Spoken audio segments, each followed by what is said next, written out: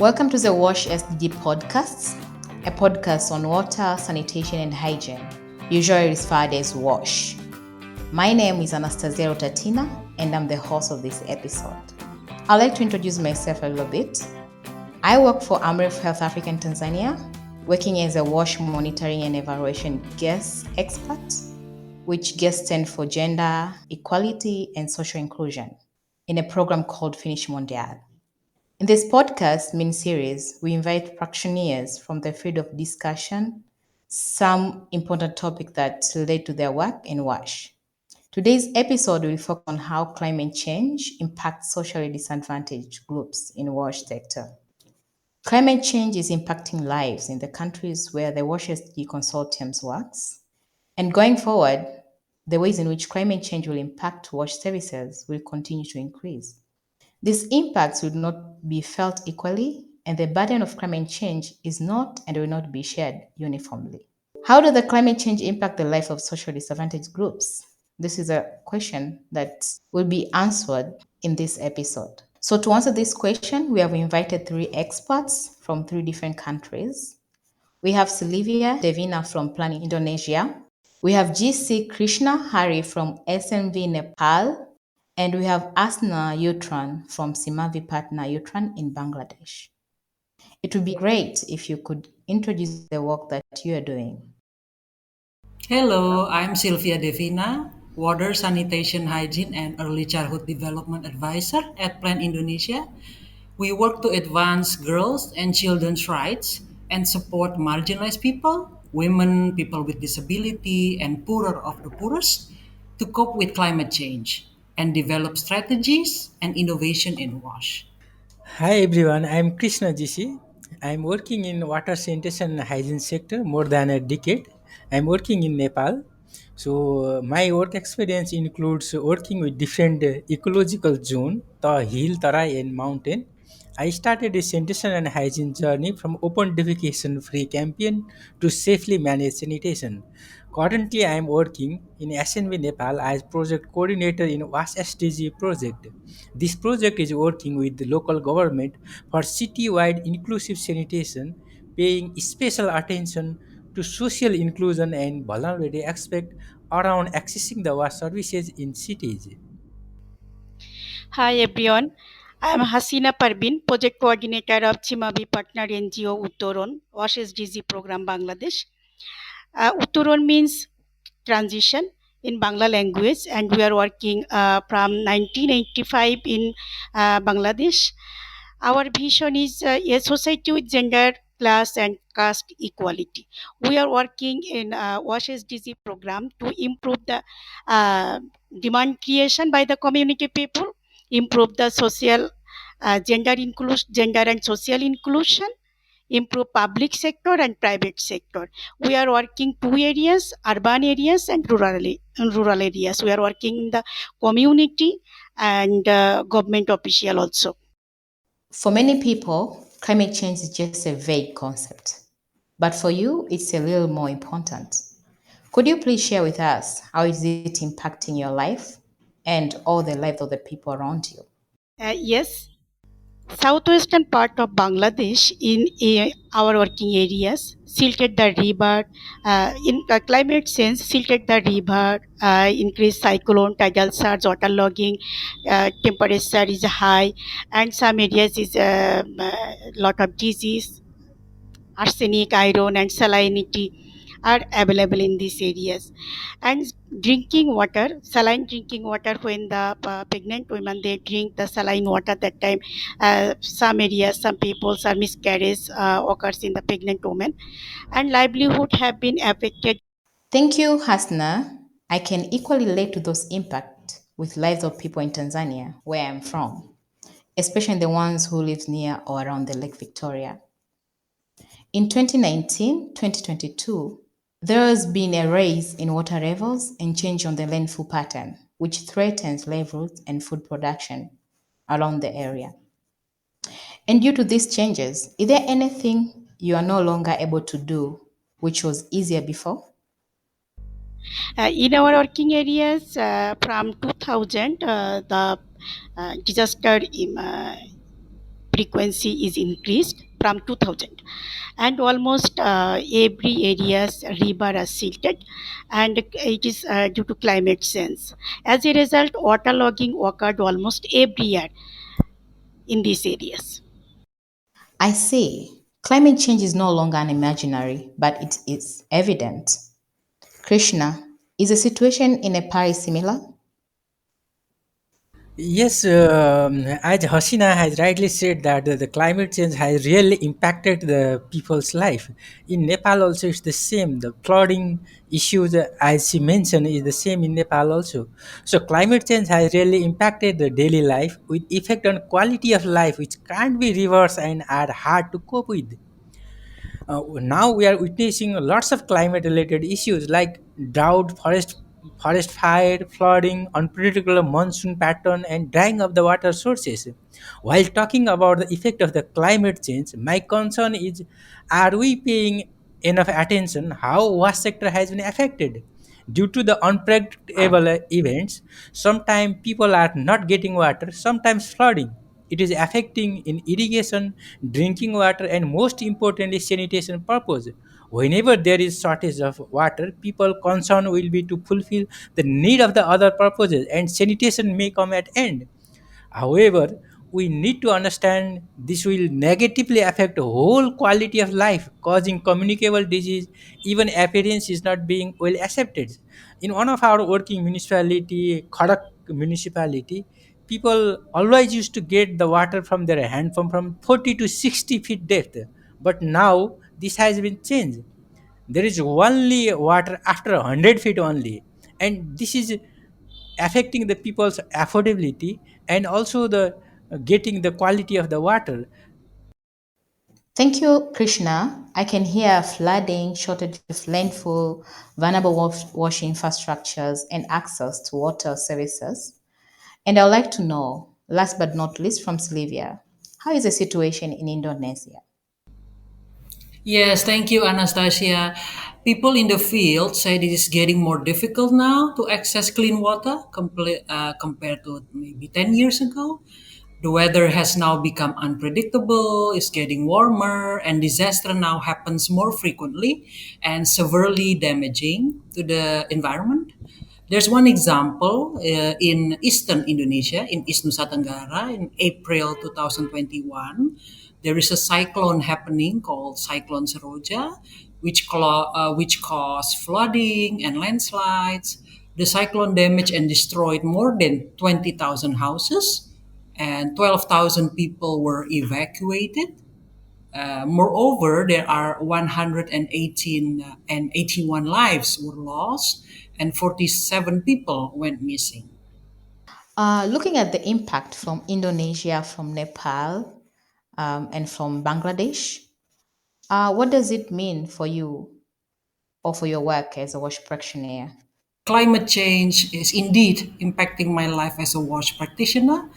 We had to adapt our WASH strategies in the project to be climate resilient and to adapt to climate changes because it is impacting water supply, WASH facilities, and people's health and well being.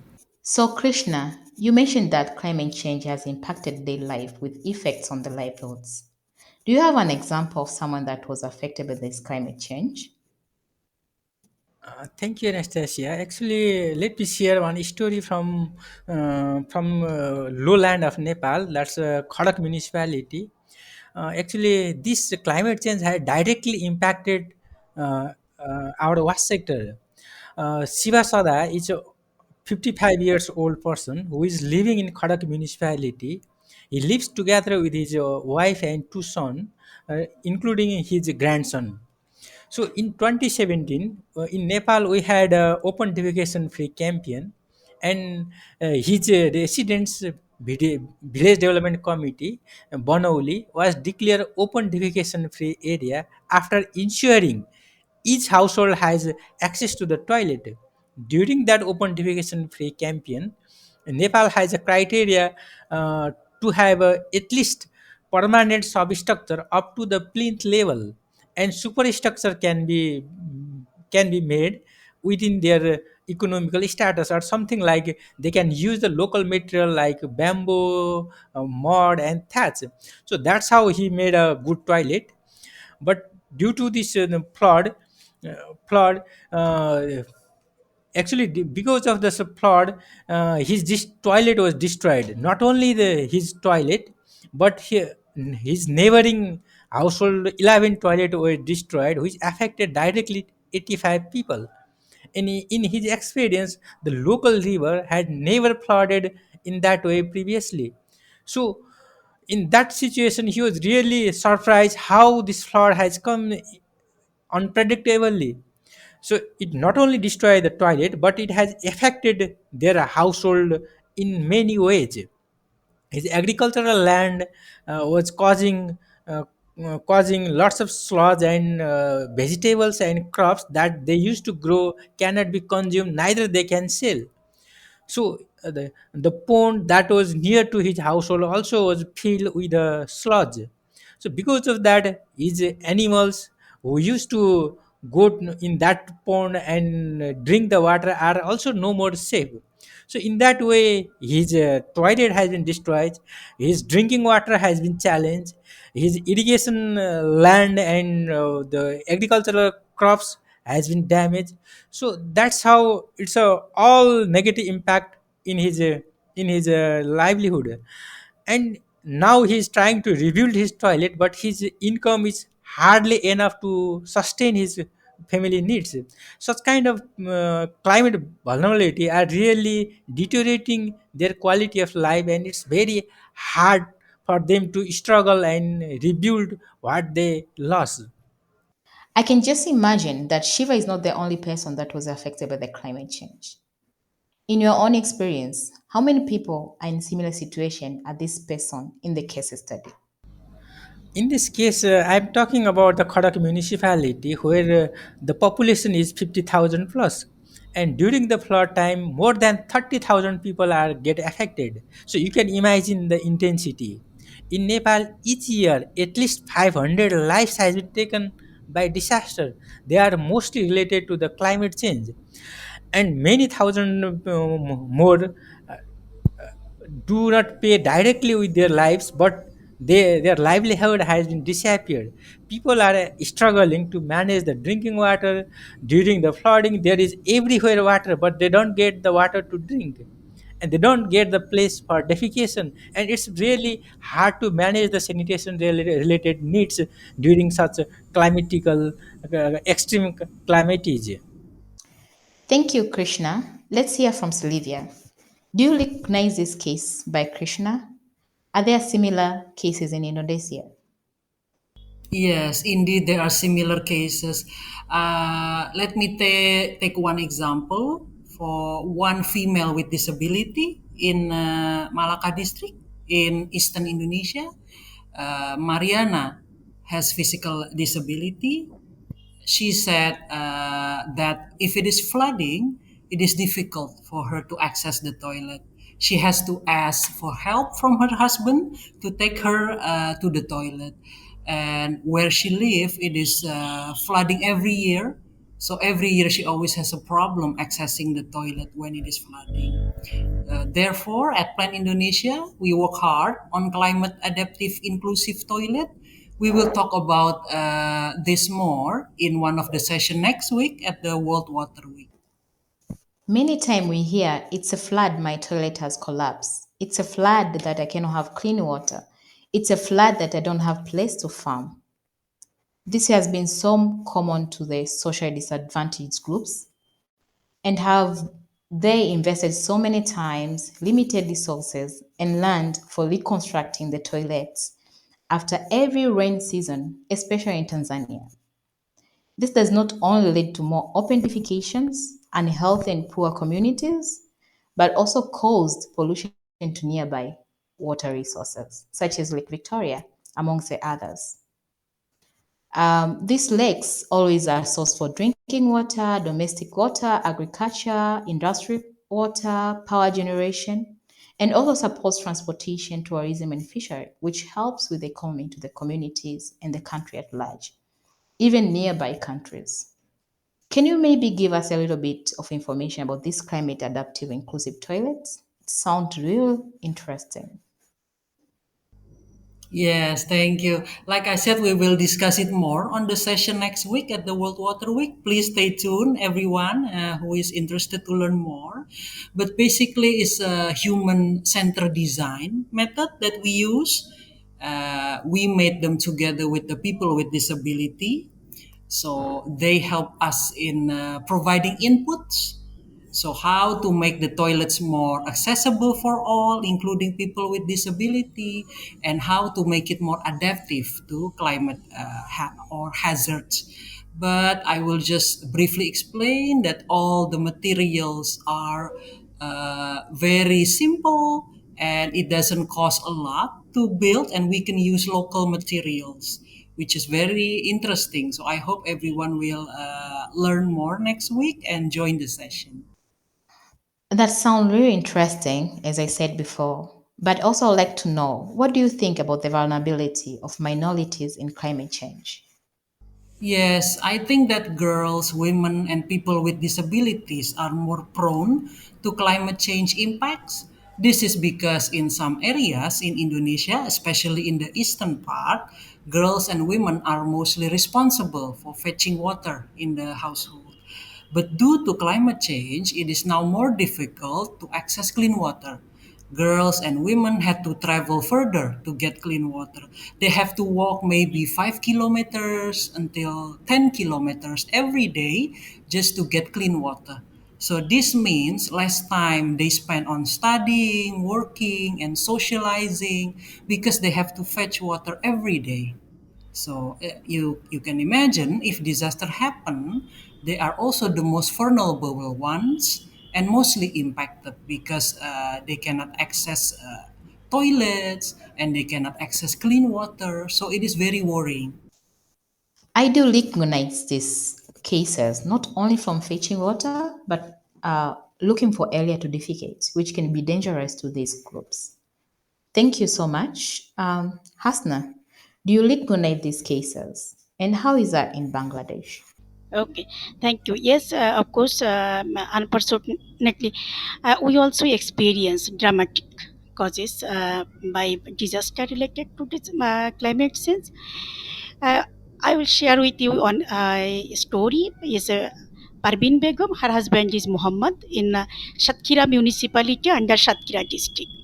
Her husband working daily life, and they uh, for his earning money, she managed her four people's family. Parvin's mother-in-law is very old man, and she cannot work properly. And while buying her medicine, the family doesn't have money to buy rice and pulse and many days. So during the rainy season, 6 or 7 months, the area in their area is waterlogged.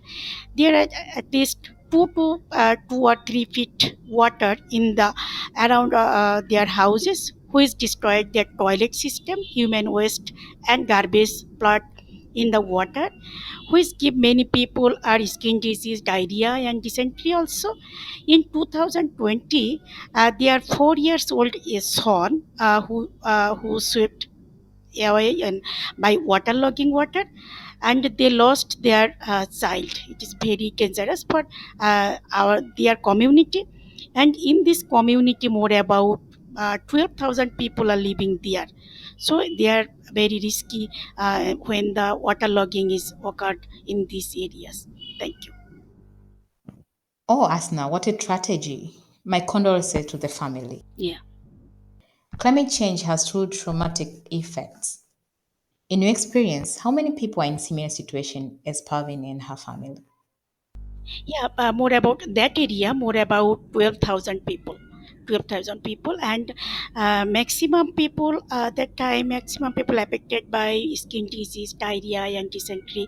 They are forced to live unhumanitarian lives. They all feared their children. Snake and human are forced to live together in the houses. Snake and man, they lost their houses, food, domestic animals, jobs, water source, and sanitation facilities also. And they are leaving these places very unhumanitarian situation. These are all heavy stories to deal with. And I was wondering, Krishna, could you share some of the work that you're doing to deal with this impact of climate changes? Thank you, Anastasia. Actually, the climate related hazards are increasing every year. Firstly, we need to understand whose issue and why.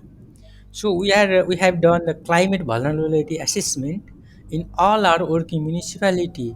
We also do our work to mitigate the effective climate action to adopt the proven locally led inclusive approaches through enhanced capacities, collective mindset and innovative finance model.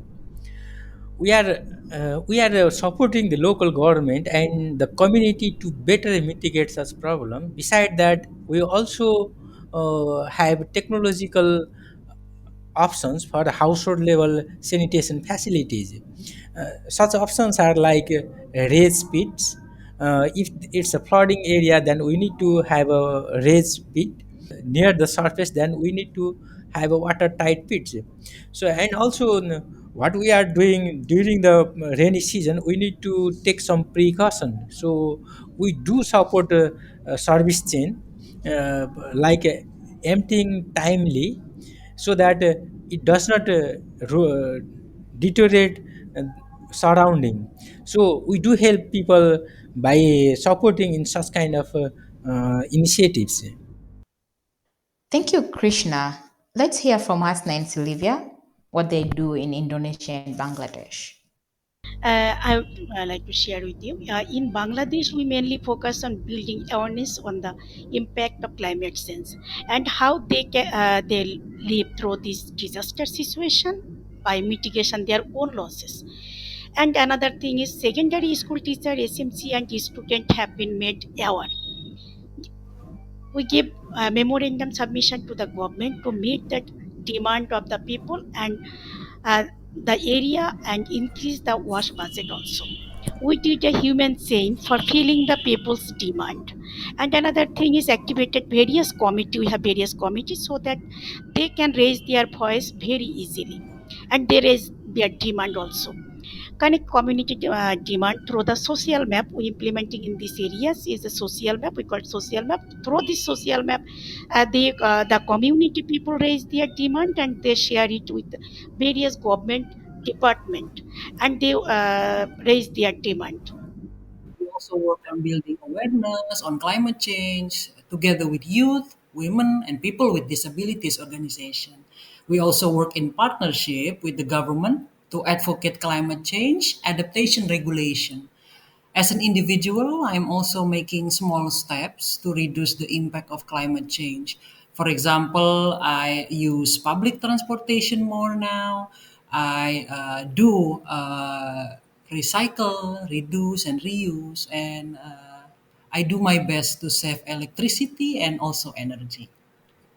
This is really wonderful, Sylvia, but it's still clear that there is still a lot of work that has to be done. What is your advice to the government and implementers? What should all do differently or keep in mind for the future when working in the water and sanitation sector? Yes, thank you, Anastasia. Indeed, I've been working in this issue for more than 6 years now with Plan Indonesia, and I think there's a lot of work to be done still.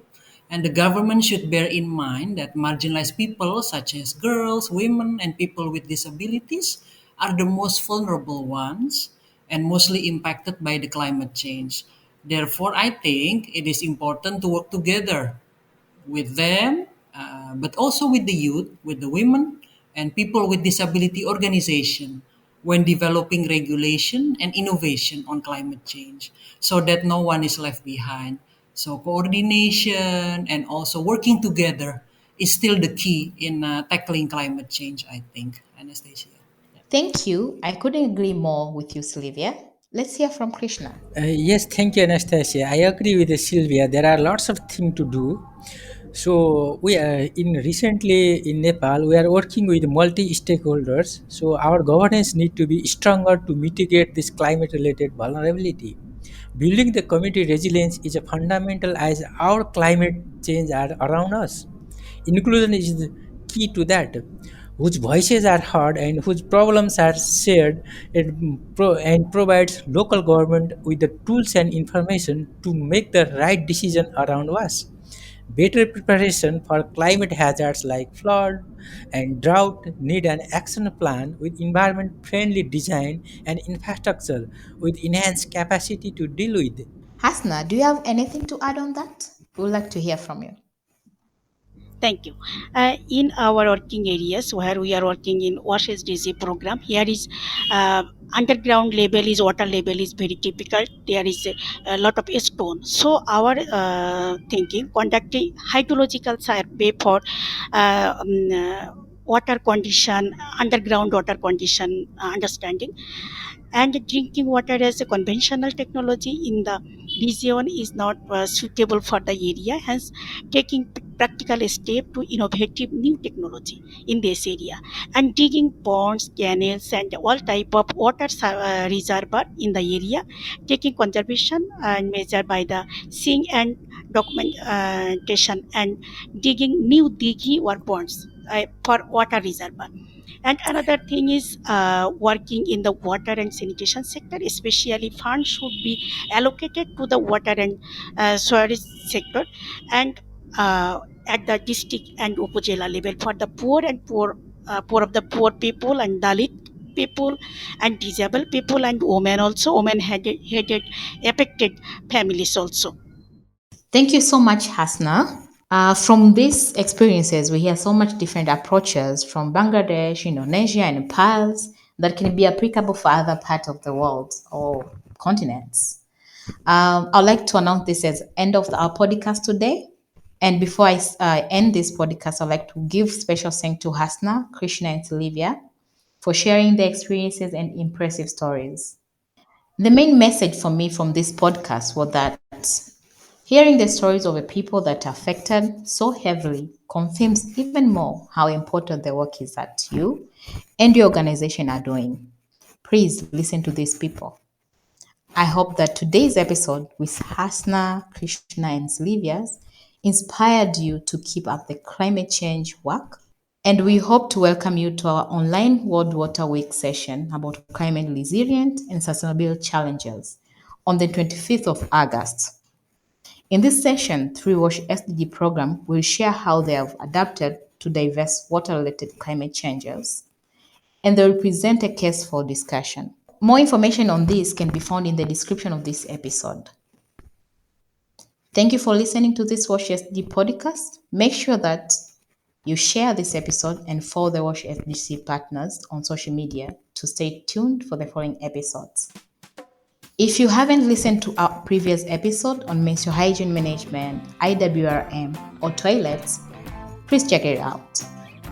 The WASH SDG podcast is a collaboration of WASH Alliance International, led by Simavi, SNV, and Plan International. This is all possible thank you to the Dutch Ministry of Foreign Affairs through the Inclusive Green Growth Department. Thank you for listening and be part of this podcast. See you next time.